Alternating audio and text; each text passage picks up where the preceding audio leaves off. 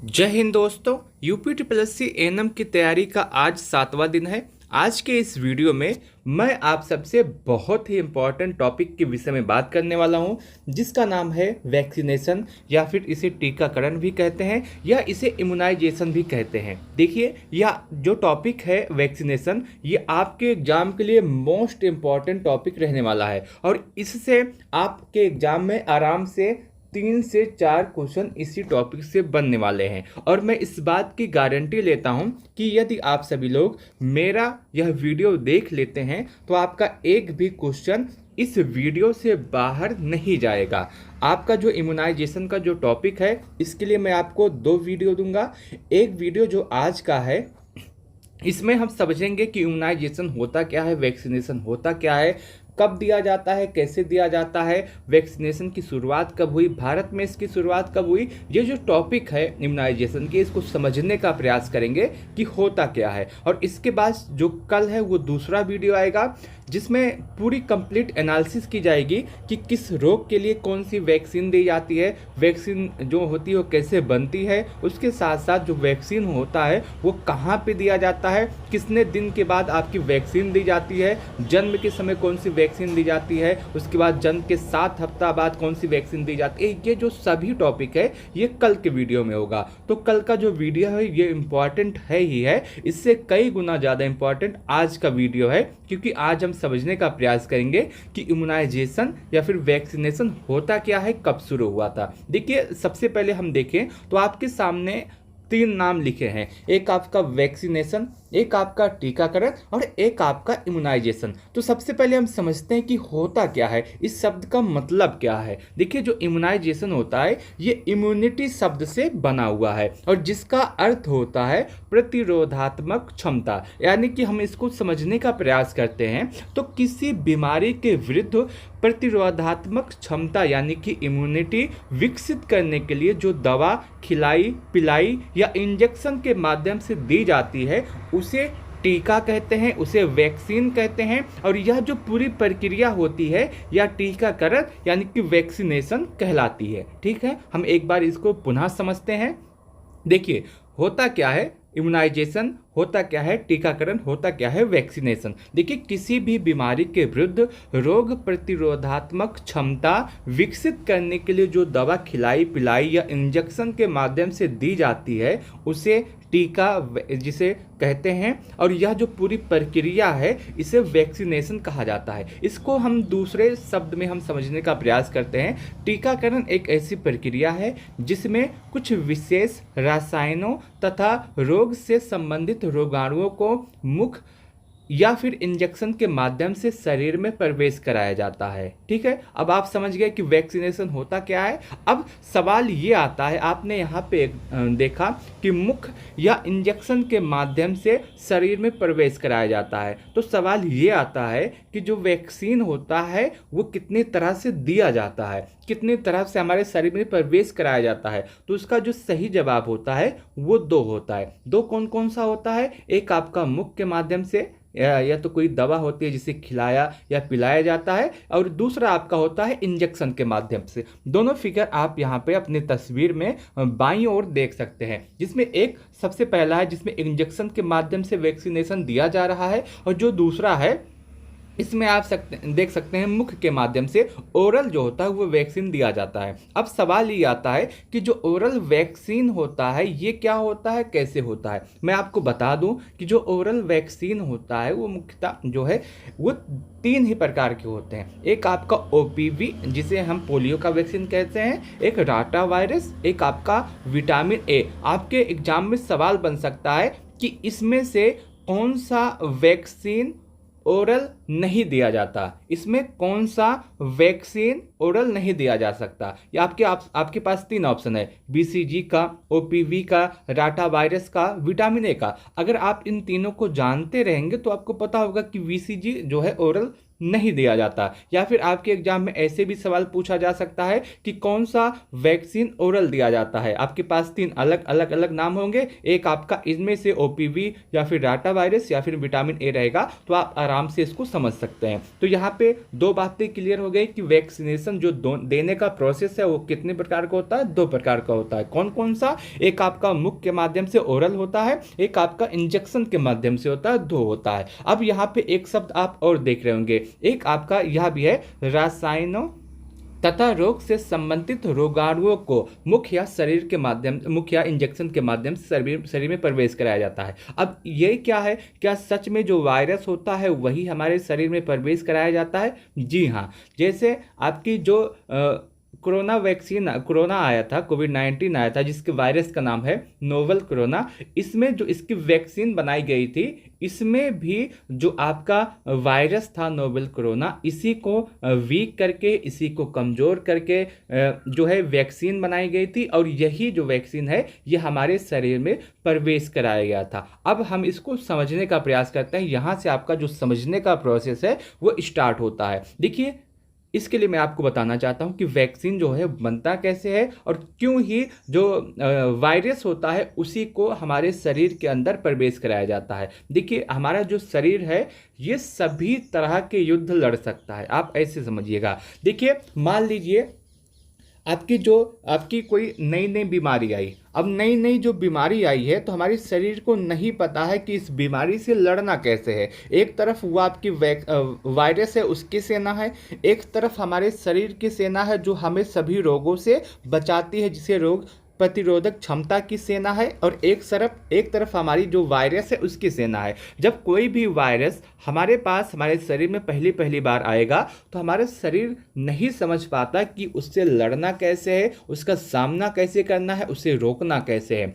अब जब शरीर को नहीं पता है कि रोकना कैसे है, तो हमारी जो शरीर है वो इसके आगे, इस वायरस के आगे जो है कमज़ोर पड़ने लगता है। जैसे जैसे ये वायरस हमारे शरीर पे हावी होता है, तैसे तैसे हमारी जो रोग प्रतिरोधक क्षमता है ये धीरे धीरे कम होने लगती है, और ये वायरस हमारे अंदर प्रवेश कर जाता है और इससे बहुत ज़्यादा नुकसान होता है। लेकिन जब हमको पहले से ही पता होगा कि इस लड़ाई को कैसे जीतना है, इस लड़ाई में हमें कौन कौन सा हथियार सामने आ सकता है, इस लड़ाई में हम कैसे जीत सकते हैं, ये हमको पहले से ही पता होगा, तो हम आसानी से लड़ाई को जीत जाते हैं। तो वैक्सीन जो होता है वो पहले से ही किसी वायरस को जो आगे चल के खतरा हो सकता है उसी को कमज़ोर करके, उसी को मृत करके, उसी के हाथ पैर को कमज़ोर करके, उसी के विष से बनाया जाता है, और पहले से ही हमारा जो शरीर है उसमें प्रवेश कराया जाता है। हमारे शरीर में जब कोई कमज़ोर वायरस आता है तो हमारा शरीर पहले से इतना सक्षम है कि उस वायरस से लड़ सकता है, उस पर विजय प्राप्त कर सकता है। तो वैक्सीन जो होता है इसीलिए पहले से ही उस रोग को, उसकी क्षमता को कम करके हमारे शरीर में प्रवेश कराया जाता है, और शरीर इतना सक्षम है कि एक बार जिस युद्ध को लड़ लेता है तो उसको पता चल जाता है कि आगे जब वायरस आएगा यही वाला, तो हमको उसका सामना कैसे करना है, उससे लड़ाई कैसी करनी है। इसीलिए जो होता है कि वैक्सीन जो होता है, मैं समझता हूं कि अब सारी बात आप यहां पे समझ गए होंगे। समझना क्या है एक बार हम फिर से देख लेते हैं। जो वायरस होता है या फिर जो टीकाकरण होता है ये जो है 2 प्रकार से दिया जाता है, एक मुख के माध्यम से, एक इंजेक्शन के माध्यम से। और जो रोग होता है, जो वायरस होता है, उसी को कमज़ोर करके, उसी के हाथ पैर या आप कुछ भी समझ सकते हैं उसी को तोड़ करके, या फिर उसी को मृत करके, या फिर उसी विष का जो वैक्सीन होता है वो बनाया जाता है। अब यहाँ तक आप बातें समझ गए। अब सवाल ये आता है कि जो टीकाकरण है इसकी खोज सबसे पहले किसने की थी और किस सन में इसकी खोज हुई थी, और सबसे पहले किस बीमारी के लिए टीका खोजा गया था। देखिए, सबसे पहले एडवर्ड जेनर ने 1798 ईस्वी में चेचक, जिसे स्मॉल पॉक्स के नाम से जाना जाता है, के लिए टीका विकसित किया था। सबसे पहले किसने विकसित किया था टीका, किस बीमारी के लिए किया था और किस सन में किया था, तीनों का जवाब आपको एक ही लाइन में मिलने वाला है। तो सबसे पहले जो टीका है वो एडवर्ड जेनर ने खोजा था। कब खोजा था? 1798 ईस्वी में। किस बीमारी के लिए? तो चेचक या फिर जिसे हम स्मॉल पॉक्स कहते हैं उसके लिए। अब इसीलिए टीकाकरण के जनक या फिर प्रतिरोधात्मक तंत्र के जनक को जो है वो एडवर्ड जेनर कहे जाते हैं, क्योंकि सबसे पहले इन्हीं ने टीका की खोज की थी। तो टीकाकरण के जनक एडवर्ड जेनर कहा जाता है। और इसके साथ साथ आपको यह भी याद रखना है, यह भी बात आपके लिए इंपॉर्टेंट हो जाती है, जो विश्व टीकाकरण दिवस है ये 10 नवंबर को मनाया जाता है। कब मनाया जाता है विश्व टीकाकरण दिवस? तो आपका 10 नवंबर को। अब जब विश्व टीकाकरण दिवस मनाया जाता है तो उसके साथ साथ जो राष्ट्रीय टीकाकरण दिवस है ये भी मनाया जाता होगा। जी हाँ, बिल्कुल। जो राष्ट्रीय टीकाकरण दिवस है वो 16 मार्च को मनाया जाता है। अब इसको याद कैसे रखना है कि 16 मार्च को क्यों मनाया जाता है, यह भी सवाल आता है। और याद रखने के लिए आप इसको याद रख सकते हैं कि 16 मार्च 1995 को पहली बार पोलियो की दवाई पिलाई गई थी, इसीलिए 16 मार्च को हर वर्ष 16 मार्च को राष्ट्रीय टीकाकरण दिवस मनाया जाता है। राष्ट्रीय वैक्सीनेशन डे जो है वो 16 मार्च को मनाया जाता है, क्योंकि 16 मार्च 1995 को पहली बार पोलियो की दवाई पिलाई गई थी। ठीक है, अब हम सब कुछ समझ लिए हैं। अब इससे पोलियो से संबंधित आप कुछ और बातें आप ध्यान रख सकते हैं, क्योंकि ये इंपॉर्टेंट है, इसीलिए इसमें ऐड किया गया है। इंपॉर्टेंट क्या है कि 27 मार्च WHO के द्वारा भारत को पोलियो मुक्त घोषित किया गया था और 24 अक्टूबर को पोलियो दिवस मनाया जाता है। 24 अक्टूबर को क्या मनाया जाता है? पोलियो दिवस। तो आप इसको भी याद रख सकते हैं। अब सवाल ये आता है, जो टीका होता है, जो वैक्सीन होता है, ये कितने प्रकार के होते हैं और कैसे होते हैं? तो हम इसको भी समझ लेते हैं। देखिए, जो टीका होता है वो मुख्यतः 4 प्रकार के होते हैं, इससे ज़्यादा भी हो सकते हैं, लेकिन ये जो इम्पॉर्टेंट है आपके सामने वही आया है और आपके एग्जाम में यहीं से क्वेश्चन पूछा जा सकता है। पहला जो होता है वो जीवित टीका होता है, दूसरा उप इकाई टीका होता है, तीसरा टॉक्साइड टीका होता है और चौथा मृत टीका होता है, डेड टीका होता है। ये 4 टाइप के होते हैं। अब हम इसको समझने का प्रयास करते हैं। देखिए, जैसे नाम से ही स्पष्ट है, जीवित टीका। जीवित टीका ऐसा होता है जिसे ऐसा टीका जिसमें रोग से संबंधित रोगाणुओं की वृद्धि करने की क्षमता को कम करके या निष्क्रिय करके उसे शरीर में प्रवेश कराया जाता है। मैंने आपको अभी पहले ही बताया था कि जो टीका होता है उसमें जो रोगाणु होते हैं उसी की क्षमता को कम करके हमारे शरीर में प्रवेश कराया जाता है। अब जीवित जो टीका होता है उसमें जो रोगाणु होते हैं उसकी हत्या नहीं की जाती, उसको मारा नहीं जाता, उसको कमज़ोर करके, उसको निष्क्रिय करके जीवित रूप में ही हमारे शरीर में प्रवेश कराया जाता है। और इस प्रकार के टीके में प्रतिशीतन की आवश्यकता होती है। अब यहाँ पे आपके पास एक शब्द आया है, प्रतिशीतन। ये प्रतिशीतन क्या होता है? देखिए, प्रतिशीतन का मतलब होता है फ्रिज।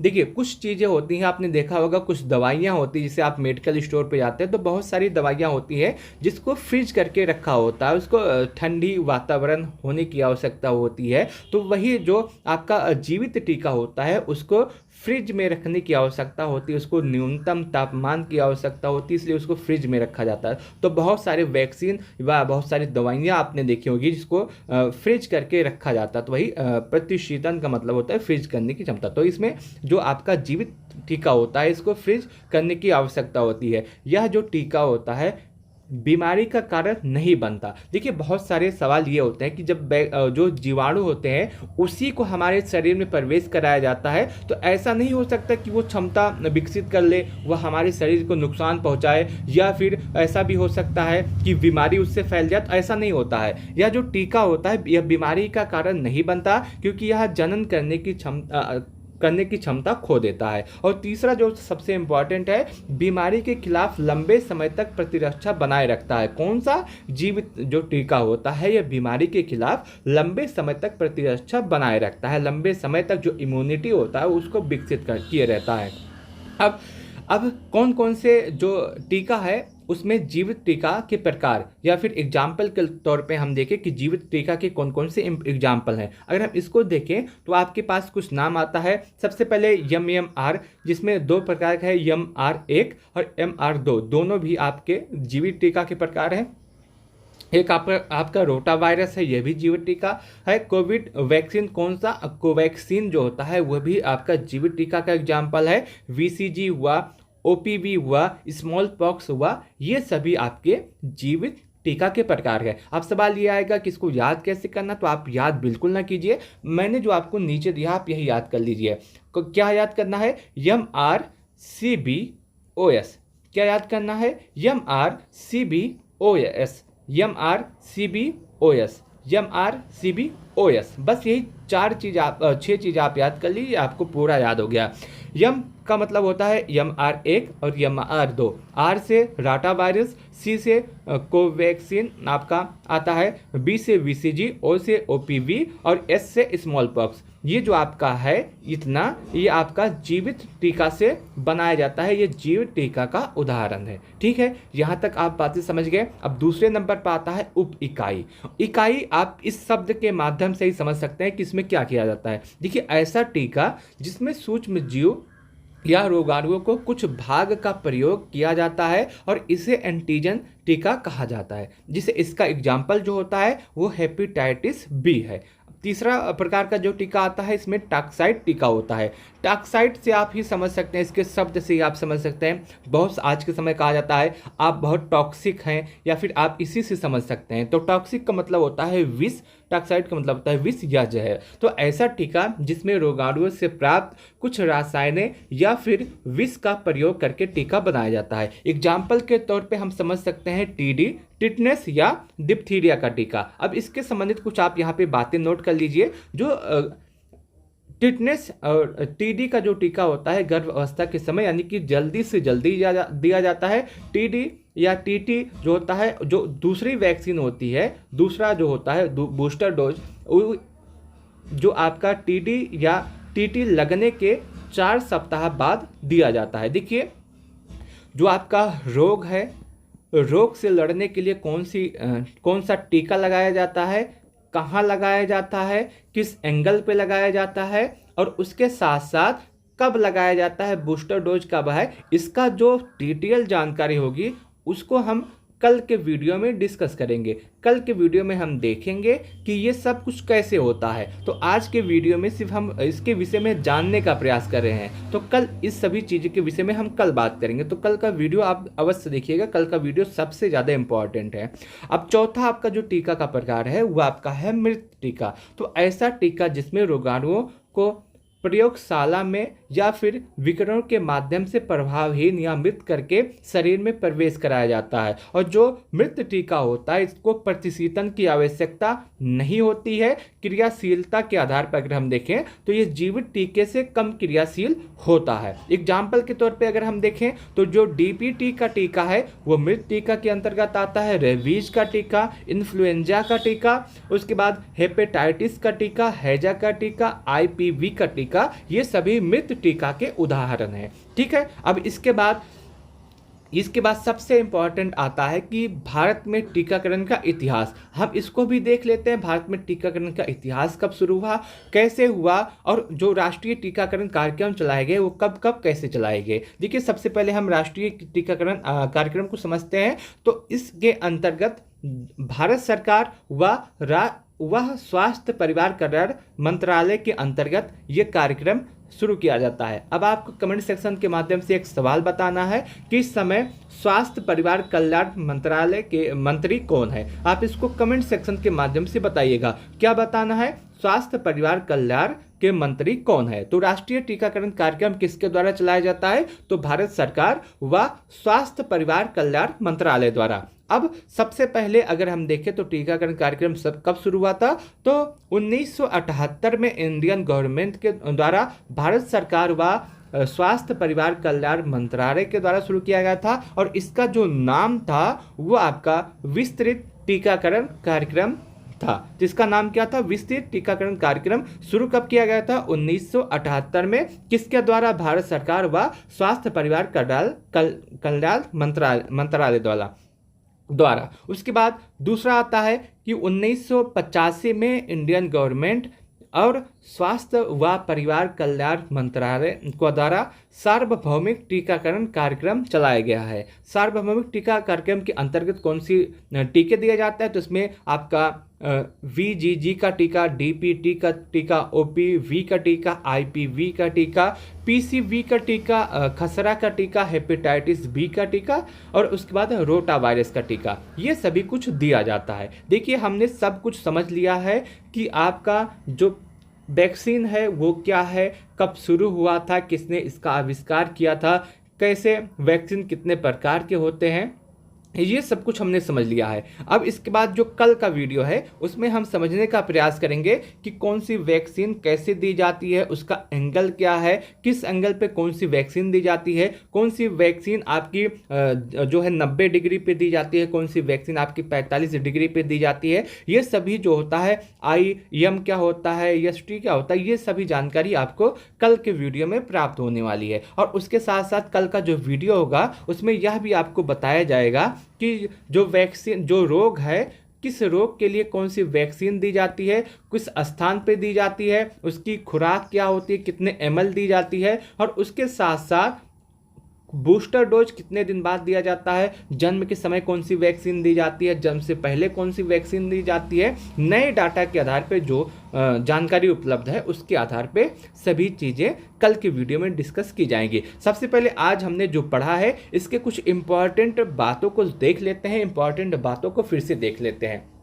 आज हमने क्या पढ़ा, देखिए हमने पढ़ा वैक्सीनेशन, जिसे हम इम्यूनाइजेशन कहते हैं और जिसे हम टीकाकरण कहते हैं। इम्यूनाइजेशन जो शब्द है वो इम्यूनिटी शब्द से बना है जिसका अर्थ होता है प्रतिरोधात्मक क्षमता, और जो वैक्सीन होता है ये दो माध्यम से हमारे शरीर में प्रवेश कराया जाता है, एक आपका इंजेक्शन के माध्यम से, दूसरा आपका ओरल या फिर मुख के माध्यम से। जो ओरल वैक्सीन होता है उसके 3 ही प्रकार हैं, OPV, rata virus, vitamin A, और उसके साथ साथ जो वैक्सीन होता है इसमें रोगाणुओं को निष्क्रिय करके उसकी क्षमता को कम करके उसको कमजोर करके ही हमारे शरीर में प्रवेश कराया जाता है, जिससे हमारे शरीर उससे लड़ने की क्षमता प्राप्त कर लेता है और शरीर को पता हो जाता है कि आगे जब यह रोग आएगा तो उससे हमको लड़ाई कैसे करनी है, उसको हराना कैसे है, उस पर विजय कैसे प्राप्त करनी है। इसीलिए जो वैक्सीन होता है उसको पहले ही, जो वायरस होता है उसको पहले ही निष्क्रिय करके उसकी क्षमता को कम करके वैक्सीन के नाम से हमारे शरीर में प्रवेश कराया जाता है। सबसे पहले जो टीका का विकसित किया था वो एडवर्ड जेनर थे। 1798 में उन्हें सबसे पहले टीका चलाया था, और जो टीका चलाया था वो किसके लिए चलाया था, तो चेचक यानी कि स्मॉल पॉक्स के लिए। इसीलिए टीकाकरण के जो जनक हैं वो एडवर्ड जेनर को कहा जाता है। विश्व टीकाकरण दिवस 10 नवंबर को और टीकाकरण, राष्ट्रीय टीकाकरण दिवस 16 मार्च को। और क्यों मनाया जाता है 16 मार्च को राष्ट्रीय टीकाकरण दिवस, क्योंकि 16 मार्च 1995 की हो, 16 मार्च 1995 में पहली बार पोलियो की दवाई पिलाई गई थी, इसलिए 16 मार्च को राष्ट्रीय टीकाकरण दिवस मनाया जाता है। ठीक है, यहाँ तक बातें आप समझ गए। अब बात करते हैं टीका के प्रकार। तो टीका जो है मुख्यतः 4 प्रकार के होते हैं। कौन कौन से? जीवित टीका, उप इकाई टीका, और उसके बाद टॉक्साइड टीका, और उसके बाद मृत टीका। ये 4 प्रकार के टीका होता है। अब ये आप समझ गए यहाँ पे। अब जो है मैंने सब कुछ बता दिया। जीवित टीका क्या है, तो जीवित टीका में उसकी जो रोगाणु होते हैं उसकी वृद्धि करने की क्षमता को कम करके, निष्क्रिय करके उसको हमारे शरीर में प्रवेश कराया जाता है, और इस टीकों को प्रतिशीतन की आवश्यकता होती है, और यह टीका बीमारी नहीं पहुंचाता। और जीवित टीका के जो उदाहरण है वो आप यहाँ पे देख सकते हैं, आपकी स्क्रीन पे इस समय लिखा हुआ है। क्या है आप इसको समझिएगा। इसमें MMR यानी कि Aryan, MR1, MR2, rota virus, Covid vaccine जिसे हम कोवैक्सीन, या फिर VCG, या फिर OPV, या फिर स्मॉल पॉक्स, ये सभी जीवित टीका के उदाहरण हैं। उसके बाद उप इकाई टीका। तो उप इकाई जो टीका होता है इसमें रोगाणुओं के कुछ भाग को प्रयोग करके उसको जो है वैक्सीन के माध्यम से दिया जाता है, जिसे एंटीजेनिक टीका कहा जाता है, और इसका उदाहरण हेपेटाइटिस बी है। तीसरा जो प्रकार है वो टॉक्साइड टीका, जिसे हम विष या जहर के नाम से जानते हैं। ऐसा टीका जिसमें रोगाणुओं से प्राप्त कुछ रसायनों या फिर विष का प्रयोग करके दिया जाता है। इसके उदाहरण टीडी, टिटनेस या डिप्थीरिया का टीका है। उसके बाद चौथा आता है मृत टीका, जिसमें रोगाणुओं को प्रयोगशाला के माध्यम से या फिर विकिरण के माध्यम से प्रभावहीन या मृत करके हमारे शरीर में प्रवेश कराया जाता है। और इसका जो उदाहरण है प्रतिशीतन, कि इसमें आवश्यकता नहीं होती है और क्रियाशीलता के आधार पर जो मृत जीवित टीका है उससे कम होता है। और उदाहरण के लिए डीपीटी का टीका, रेबीज का टीका, इन्फ्लुएंजा का टीका, हेपेटाइटिस का टीका, हैजा का टीका, आईपीवी का टीका, ये कुछ उदाहरण है। अब सवाल ये आता है भारत में टीकाकरण का इतिहास कैसे हुआ था। तो राष्ट्रीय टीकाकरण कार्यक्रम किसके द्वारा मनाया जाता है, किसके द्वारा शुरू किया जाता है, तो भारत सरकार व स्वास्थ्य परिवार कल्याण मंत्रालय के द्वारा शुरू किया जाता है। आपको कमेंट सेक्शन में बताना है कि इस समय स्वास्थ्य परिवार कल्याण मंत्री कौन है। और उसके बाद सबसे पहले 1978 में इंडियन गवर्नमेंट द्वारा शुरू किया गया था, जिसका नाम विस्तारित टीकाकरण कार्यक्रम था। और उसके बाद 1985 में इंडियन गवर्नमेंट और स्वास्थ्य व परिवार कल्याण मंत्रालय द्वारा शुरू किया गया था, जिसका नाम सार्वभौमिक टीकाकरण कार्यक्रम था। उसके बाद इसके अंतर्गत डीपीटी का, ओपीवी का, आईपीवी का, पीसीबी का, खसरा का, हेपेटाइटिस बी का, रोटावायरस का आज का जो है टीका दिया जाता है। तो यहाँ पे आज का जो टॉपिक है वो समाप्त होता है। अब कुछ इंपॉर्टेंट बात हम कर लेते हैं। इंपॉर्टेंट बात क्या है? इम्पॉर्टेंट बात यह है कि जो इसका पीडीएफ है, इसका जो पीडीएफ है आप हमारे टेलीग्राम चैनल से प्राप्त कर सकते हैं। टेलीग्राम चैनल का जो लिंक है वो इस वीडियो के डिस्क्रिप्शन बॉक्स में, उसके साथ साथ कमेंट बॉक्स में आपको मिल जाएगा। तो वहां से आप जा कर के इस जो पूरा सेशन आज का चला है आप इसके लिए जो है प्राप्त कर सकते हैं इसका पीडीएफ। और उसके साथ साथ अगर आप पीडीएफ नहीं प्राप्त कर पा रहे हैं या फिर आपके कोई सवाल है या आप टेलीग्राम चैनल नहीं प्राप्त कर पा रहे हैं तो आप हमको 90 26 92 73 15 पे मैसेज कर सकते हैं। मैं आपको टेलीग्राम चैनल से जोड़ दूंगा और उसके साथ साथ इसका जो पीडीएफ है वो भी मैं आपको प्रोवाइड करा दूंगा। और आपके कोई सवाल है तो भी आप यहां से हमसे इस नंबर के माध्यम से पूछ सकते हैं। अब आपका आता है कुछ सवाल जिसका जवाब आपको कमेंट सेक्शन के माध्यम से देना है। सवाल कौन कौन सा है? सबसे पहला सवाल ये है कि टीका जो होता है उसके प्रकार कितने होते हैं और उनके सभी नाम को आपको कमेंट सेक्शन के माध्यम से लिखना है। पहला सवाल ये हुआ। दूसरा सवाल, टीकाकरण की सबसे पहले खोज किसने की थी? टीकाकरण की खोज किसने की थी? तीसरा सवाल ये है कि जो राष्ट्रीय टीकाकरण दिवस कब मनाया जाता है और क्यों? चौथा सवाल ये है, टीका जो होता है, जो वैक्सीन होता है, उसको हमारे शरीर में कितने प्रकार से दिया जाता है? उसके बाद पांचवा सवाल ये है कि जो ओरल वैक्सीनेशन होता है वो उसमें कौन कौन सी वैक्सीन हमको दी जाती है? 3 तरह की वैक्सीन हमको दी जाती है, उसका नाम आपको बताना है। और छठवां सवाल ये होता है आपका कि सबसे पहले किस रोग के लिए टीका खोजा गया था?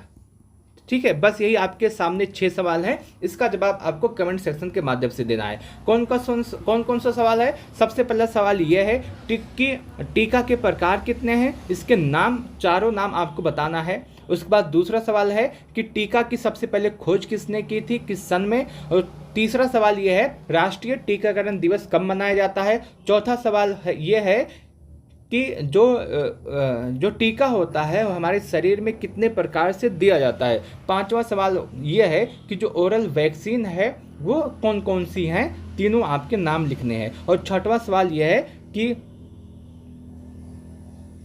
सबसे पहले किस रोग के लिए टीका की खोज की गई थी। ठीक है, ये 6 सवाल हैं जिसका जवाब आपको जो है कमेंट बॉक्स के माध्यम से देना है। और उसके साथ साथ आप जो है 90 26 927315 पर भी मैसेज करके इसका जवाब दे सकते हैं। ये सारी चीज़ें आपको जो है पीडीएफ जो आपको इसका प्राप्त करना है तो आप हमारे टेलीग्राम चैनल से जुड़ सकते हैं। वहाँ पे आपको इसका पीडीएफ जो है जैसे आपके सामने इस समय दिया हुआ है इसी तरह से आपको पीडीएफ मिल जाएगा। अगर आपको नहीं मिलता है तो हमारा नंबर है ही 9026927315, इस पे आप मैसेज कर सकते हैं। उसके साथ साथ अब आता है कल का टॉपिक। कल के लिए भी यही टॉपिक रहेगा जिसमें आपको पूरी जानकारी दी जाएगी। तो ठीक है, मैं उम्मीद करता हूँ कि आपको यह पूरा वीडियो अच्छा लगा होगा, आपको यह जानकारी अच्छी लगी होगी। बीच बीच में थोड़ा सा वीडियो कहीं कहीं पे फंबल हो गया था, उसके लिए मैं क्षमा चाहता हूँ। बाकी अगर आपको वीडियो अच्छा लगा हो तो आप इस वीडियो को लाइक कीजिएगा, अपने दोस्तों के साथ इस वीडियो को शेयर अवश्य कीजिएगा और चैनल को सब्सक्राइब करना ना भूलें।